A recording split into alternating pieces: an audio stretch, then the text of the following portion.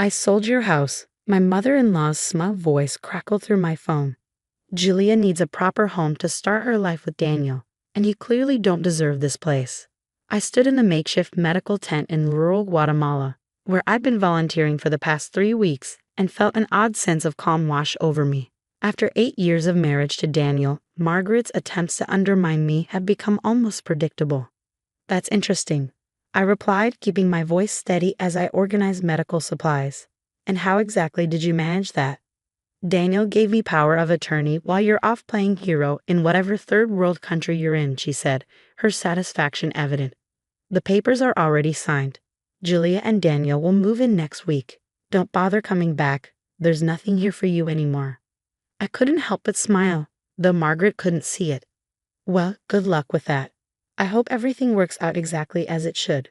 My calm response clearly threw her off. What's that supposed to mean? She demanded, her voice sharp. You've lost, Amanda. Just accept it with some dignity. I ended the call and took a deep breath, looking out at the mountains surrounding our medical camp. The irony of the situation wasn't lost on me. 3 weeks ago, I left for this medical mission knowing my marriage was in trouble, but I hadn't expected Margaret to make such a bold move. Daniel, my husband of 8 years, had been distant for months, working late at his architectural firm, coming home with perfume on his clothes that wasn't mine. I found receipts for expensive restaurants I'd never been to, heard whispered phone conversations that ended abruptly when I entered the room. Then came Julia, his new assistant, 24 and fresh out of college, with her perfect smile and seemingly innocent questions about our marriage. But Margaret, she'd been working against me from day one. From the moment Daniel brought me home 8 years ago, she'd made it clear I wasn't good enough for her precious son. Never mind that I was a successful emergency room doctor, that I'd worked my way through medical school, that I'd saved lives. To Margaret, I was just the woman who took her son away. What Margaret didn't know, what none of them knew, was that I'd been prepared for something like this. 6 months ago, when I first suspected Daniel's affair, I'd visited my family lawyer, Eleanor Chen. We'd spent hours going over my options, securing my assets, and most importantly, protecting the house that had been in my family for generations. The house. My grandfather had built it with his own hands in 1960, a beautiful Victorian-style home overlooking the city. He passed it down to my father, who'd given it to me when I finished medical school. It was my sanctuary, my heritage, and apparently the perfect target for Margaret's latest scheme to get rid of me. I pulled out my phone again and dialed Eleanor's number. She answered on the second ring. It's happening, I said simply. Margaret just called to tell me she sold my house. Says Daniel gave her power of attorney. Eleanor's laugh was sharp and satisfied. Did she now? And I assume this power of attorney document materialized out of thin air, since we've had Daniel's actual power of attorney locked in my safe for the past 5 months. Apparently so, I replied, feeling a wave of gratitude for my lawyer's foresight. She says the papers are signed and Julia's moving in next week. Well, Eleanor said, and I could hear her typing in the background. I've just sent emails to the police, the county recorder's office, and RPI. Any attempt to sell that house without your signature is fraud, and we've got everything documented. Would you like me to proceed with pressing charges? I thought about Margaret's smugness, about Daniel's betrayal, about Julia's innocent act. Yes, I said firmly. It's time they learned actions have consequences. Consider it done, Eleanor replied. And Amanda. The security cameras we installed caught Daniel bringing Julia to the house last week. The footage has been added to our documentation. I closed my eyes, feeling a mixture of pain and vindication. Thank you, Eleanor. Keep me updated. After hanging up, I walked back into the medical tent where my team was preparing for afternoon rounds. The work here was real, meaningful, far from the drama Margaret was trying to create. I come on this mission not to run away, but to remind myself of who I was beyond Daniel's wife or Margaret's target. Dr. Santos, my colleague, looked up from a patient chart. Everything okay, Amanda? You look like you just got some interesting news. I smiled, thinking about the storm that was about to hit back home. Just my mother-in-law being her usual self. Nothing I can't handle. Ah, family drama, he nodded knowingly. Sometimes the best medicine is distance. And documentation, I added, making him laugh. As I turned my attention back to our patients, I couldn't help but wonder what Margaret's face would look like when she realized exactly what she'd done. The house wasn't just protected legally. It was part of a historic trust, meaning any sale would have to go through a board of trustees. Trustees who, coincidentally, included Eleanor and my father's oldest friend, a retired judge. Margaret thought she was finally getting rid of me, giving my home to Daniel's young mistress. Instead, she was about to learn a valuable lesson about underestimating the wrong person. I almost felt sorry for what was coming. Almost. 2 days after Margaret's call, my phone started buzzing with frantic messages. I was suturing a young boy's arm when the first wave came through. Amanda, we need to talk right now. Daniel.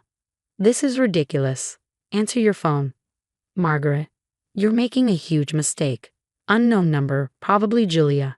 I finished the sutures, carefully bandaged the wound, and stepped outside the tent to check my voicemail. Eleanor had left a message that made me smile. The police just arrested Margaret for attempted real estate fraud. She tried to file forged documents with the county recorder's office. Daniel's claiming he knew nothing about it, but our PI's footage shows him entering the office with her last week. They're both in quite a mess. Call me when you can. I sat down on a wooden bench outside the medical tent, watching the sunset paint the mountains in shades of orange and pink. Another message came through, this one from my father's friend Judge Thompson. Your grandmother would be proud, Amanda. Margaret tried to push this sale through the historic trust board today. When I showed her the original deed and trust documents, she turned whiter than my courtroom wig. The satisfaction I felt wasn't about revenge, it was about justice. Margaret had spent years trying to push me out of Daniel's life, but this time she pushed too far. My phone rang again. Daniel. After 8 years of marriage, I knew his patterns. He'd be trying to charm his way out of this, to make me feel like I was overreacting. This time, I decided to answer. Amanda, baby, you need to stop this, he said immediately, his voice taking on that soothing tone he used when he wanted something. Mom was just trying to help us. Julia and I. We're in love. Can't we handle this like adults? I watched a hummingbird dart between flowers as I replied. Like adults? You mean like how you adultly had an affair with your assistant? Or how you adultly let your mother try to steal my family home? I didn't know she was going to do that, he protested weakly. Really? So you weren't with her at the county recorder's office last week? Because the security cameras say otherwise, Daniel. Silence. The house has been in my family for 3 generations, I continued, my voice steady. My grandfather built it. My father grew up there. I was born there. Did you really think I wouldn't protect it?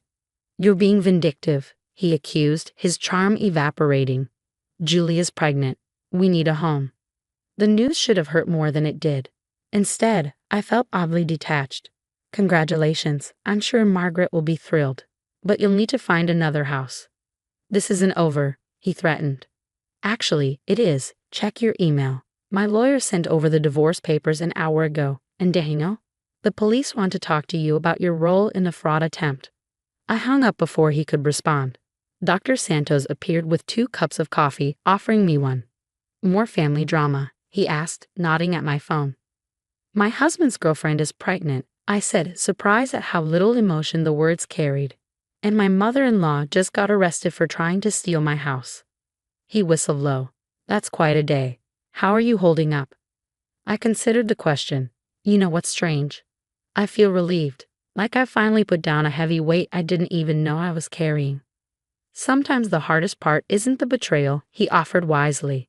It's admitting to yourself that you deserve better. My phone buzzed again. Eleanor. She had news about Margaret's arrest and the investigation into Daniel's involvement. But for now, I just wanted to sit here, drink my coffee, and watch the sunset over mountains that didn't care about failed marriages or scheming mothers-in-law. Tomorrow would bring new challenges, patients to treat, lives to save, a divorce to navigate. But tonight, I had the satisfaction of knowing that sometimes the best revenge is simply being prepared. Dr. Santos raised his coffee cup to new beginnings. I smiled, clinking my cup against his, to being prepared. In the distance, thunder rolled across the mountains, promising rain and renewal. Just like the storms back home, this too would pass, leaving everything cleaner and clearer in its wake. A month later, I stood in my grandfather's, my kitchen, running my hand along the familiar marble countertop. The morning light streamed through the stained glass windows, casting colorful patterns across the floor.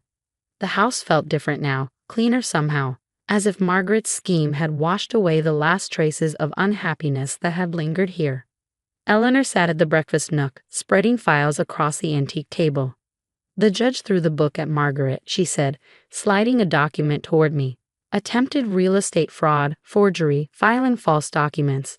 She's looking at significant fines and probation." "And Daniel?"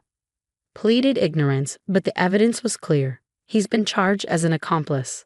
His firm put him on indefinite leave. Apparently, they don't appreciate partners who participate in real estate fraud."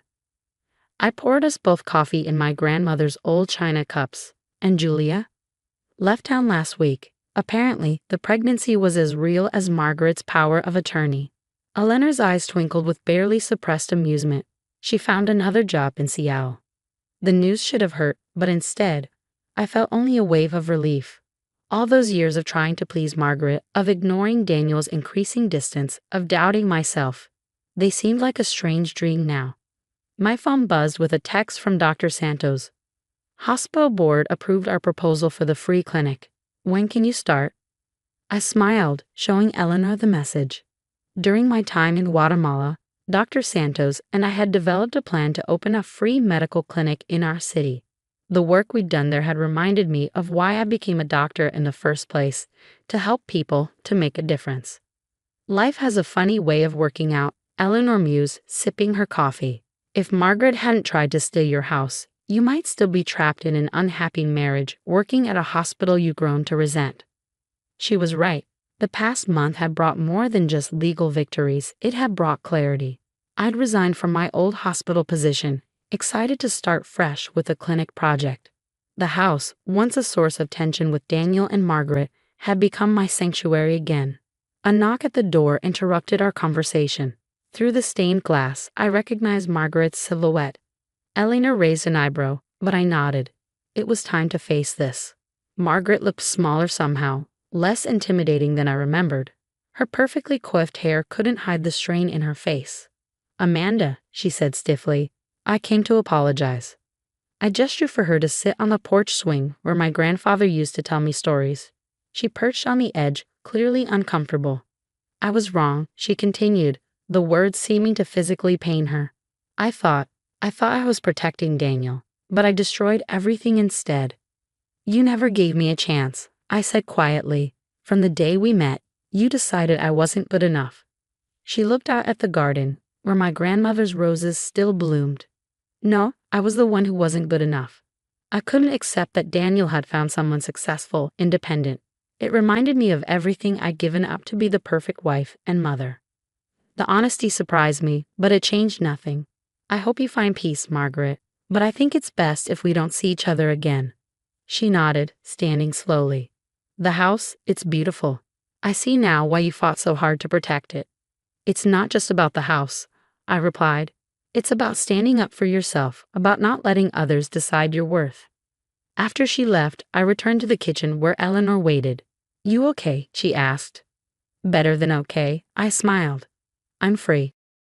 Looking around the house, I saw not just my grandfather's legacy, but my own future. The front room would make a perfect waiting area for the clinic's overflow patients. The large basement could store medical supplies. This house, which Margaret had tried to take from me, would help me give back to others. Dr. Santos was right. Sometimes the hardest part isn't the betrayal. It's admitting you deserve better. But standing here, in my grandfather's house, surrounded by generations of love and strength, I knew I finally learned that lesson. Eleanor gathered her files, pausing at the door. "You know, when you first came to me about protecting the house, I thought you were being paranoid. I'm glad you proved me wrong." I hugged her, grateful for her guidance through the storm. Sometimes the best defense is being prepared for the worst while hoping for the best. As the afternoon sun painted the walls with light through the stained glass windows, I felt at peace. Margaret, Daniel, Julia, they had all underestimated me, and in doing so, had set me free. My grandfather had built this house as a legacy of love. Now it would become a legacy of healing, both for me and for others. Sometimes the best revenge isn't revenge at all. It's living well, on your own terms, in a house built with love and protected by wisdom.